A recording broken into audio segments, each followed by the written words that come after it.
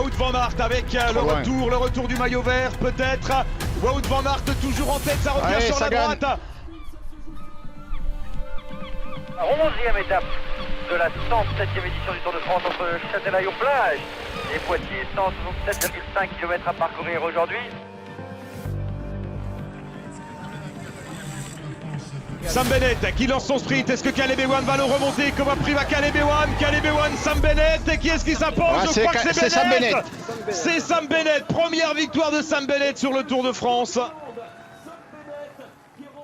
Ouais, vous savez qu'on est de très bons amis et nous nous sommes beaucoup entraînés ensemble avant d'arriver sur le Tour. Je sais qu'il a donc travaillé dur pour ça et je suis super content pour lui. L'heure de la revanche a sonné. Sprint massif attendu aujourd'hui à Poitiers, mais un sprint en faux plat montant qui pourrait voir un autre candidat briller. Départ donné. Mathieu Ladanius à l'attaque, le Béarnais. C'est toujours sympa de rouler en tête quand même d'une étape du Tour.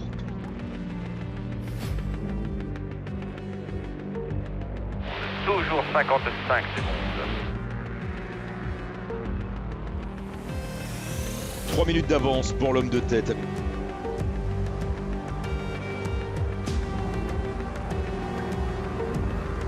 Minutes for the leading rider, Mathieu Ladanius.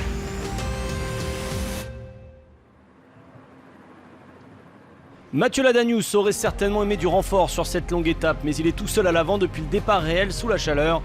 Le coureur de la Groupama FDJ ne prendra jamais plus de 5 minutes d'avance. 3 minutes pour l'homme de tête justement, Mathieu Ladanius.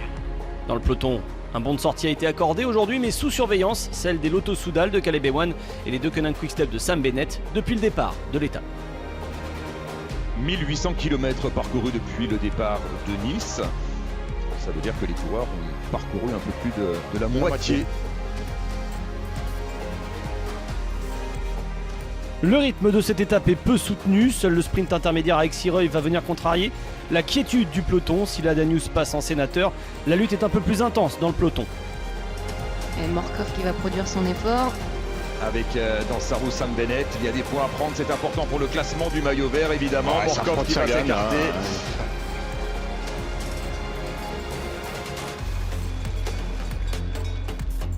Échappé, terminé. Le rythme s'accélère, le peloton est entré dans les 20 derniers kilomètres et Poitiers est en approche. Les sprinteurs se replacent, on frôle les 60 km/h, le sprint est en vue. Le peloton du Tour de France toujours groupé à 20 km de l'arrivée. Avec une attaque. Ça peut être qui ça? Postelberger, il avait fait le coup sur le Giro.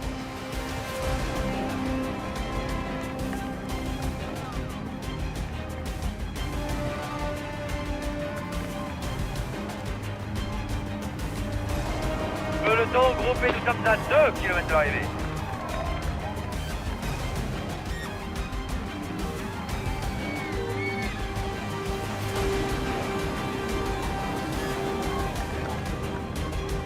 Ryan Gibbons, Wout van Aert qui a lancé le sprint à 200 mètres. Wout van Aert avec le retour du maillot vert peut-être.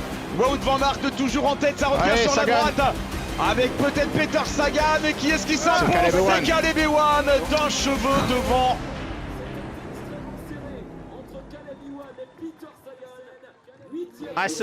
J'ai levé les bras au cas où.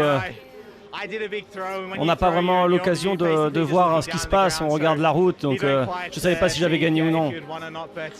Parfois vous pensez que vous avez gagné, vous êtes très près, mais je suis content à la fin. J'ai pas vu la photo, mais j'étais très près. Je suis content d'avoir gagné 2 étapes. La première a enlevé toute pression, et après la première, vous voulez toujours une seconde. Maintenant, j'ai même envie d'une 3e, pourquoi pas à Paris. J'espère bien passer la montagne et revenir au sprint à Paris. Le principal, c'est d'être en bonne santé.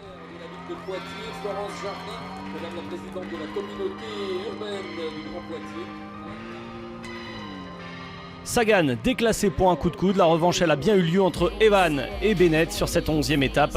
Wout van Aert prend la 3e place devant les Français.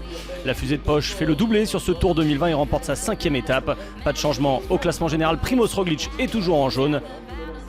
En attendant donc des routes plus vallonnées, demain en direction de Saran en Corrèze.